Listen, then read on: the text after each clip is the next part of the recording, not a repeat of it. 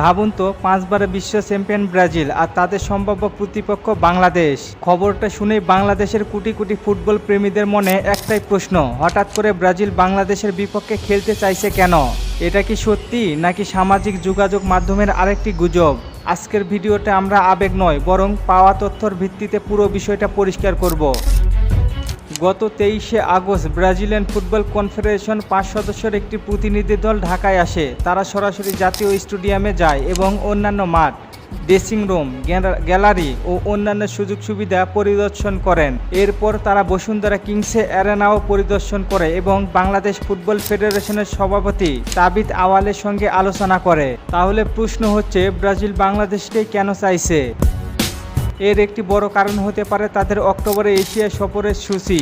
Brazil ইতিমধ্যেই 25 ও 29 সেপ্টেম্বরে অস্ট্রেলিয়ার বিপক্ষে 2টি ফিফা ফ্রেন্ডলি ম্যাচ খেলবে। এরপর 3 অক্টোবর কলকাতায় ভারতের বিপক্ষে ম্যাচ রয়েছে। এই সফরের সময়সূচির সঙ্গে মিলিয়ে 5 অথবা 6 অক্টোবর ঢাকায় বাংলাদেশের বিপক্ষে একটি ম্যাচ আয়োজনের প্রস্তাব দেওয়া হয়েছে ব্রাজিলের পক্ষ থেকে। কিন্তু বাংলাদেশের সবচেয়ে বড় সমস্যা অন্য জায়গায়। বাংলাদেশের জাতীয় দলের ওই সময় নিজেদের গুরুত্বপূর্ণ আন্তর্জাতিক সূচি রয়েছে। 24শে সেপ্টেম্বর থেকে ইন্দোনেশিয়ায় ASEAN কাপ শুরু হওয়ার কথা এবং বাংলাদেশেরও সেখানে ম্যাচ রয়েছে। টুর্নামেন্টের ফাইনাল 3 অক্টোবর। ফলে বাংলাদেশ যদি টুর্নামেন্ট শেষ পর্যন্ত এগিয়ে যায় তাহলে ব্রাজিলের প্রস্তাবিত 5 বা 6 অক্টোবর ম্যাচের সঙ্গে সময়ের বড় চাপ তৈরি হবে। এই কারণেই বাফুকে এখনও চূড়ান্ত সিদ্ধান্ত দেয়নি। অনেকে সামাজিক যোগাযোগ মাধ্যমে এমনভাবে প্রচার করছেন যেন ব্রাজিলের বাংলাদেশ সফর শতভাগ নিশ্চিত। আর কেউ কেউ বলছেন নেইমার, ভিনিসিয়াস, রাফিনা সবাই ঢাকায় আসছেন নিশ্চিত। এ ধরনের দাবি এখনই করা ঠিক নয়, কারণ ম্যাচ যখন চূড়ান্ত হয়নি তখন কোন খেলোয়াড় খেলবেন সেটাও নিশ্চিত বলা যায় না। জাতীয় দলের স্কোয়াড, ম্যাচের সময়সূচি, কোচের সিদ্ধান্ত, খেলোয়াড়দের ফিটনেস এবং অন্যান্য বিষয় বিবেচনা করে নির্ধারিত হয়। তবে একটি বিষয় সত্যি, ব্রাজিলের প্রতিনিধি দল ঢাকায় এসেছেন এবং বাংলাদেশের সঙ্গে ম্যাচ খেলার সম্ভাবনা নিয়ে আলোচনা করেছেন। এটা কোনো ফেসবুকের গুজবের উপর দাঁড়ানো কথা নয়। বাফুকের কর্মকর্তা বক্তব্য এবং একাধিক সংবাদ মাধ্যমের প্রতিবেদনে বিষয়টি এসেছে। আর যদি ম্যাচটি শেষ পর্যন্ত হয় তাহলে বাংলাদেশের ফুটবল ইতিহাসে এটি হবে বিশাল একটি ঘটনা।